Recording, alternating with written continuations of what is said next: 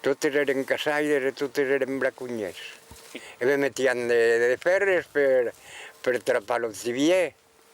Me llevo com de gustet de atrapar les lebres, a me de ferres, per sangue de que jo s'atrapava una lebre a l'ocer, el matí era demorada tota la nit amb una pata ocupada, havia patit.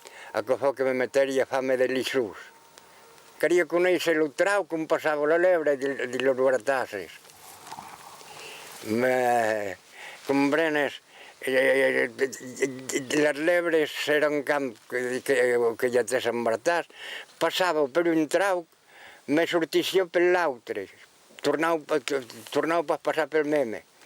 E a que fa que queria ho conèixer, per metre-lo lissú, dic en queria. A cosa era tot un treball.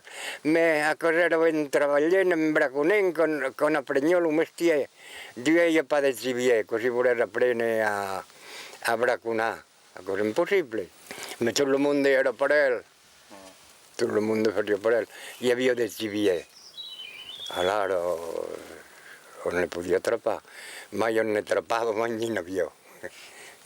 Com en aquesta salut que quan n'havia m'hi sonat, davant que la casa se doblés aquí per les calles. A cosa era de bon temps, hi havia de calles, hi havia de perdials, hi havia de tot. I de lebres. I ara ja per res. Ah, ui.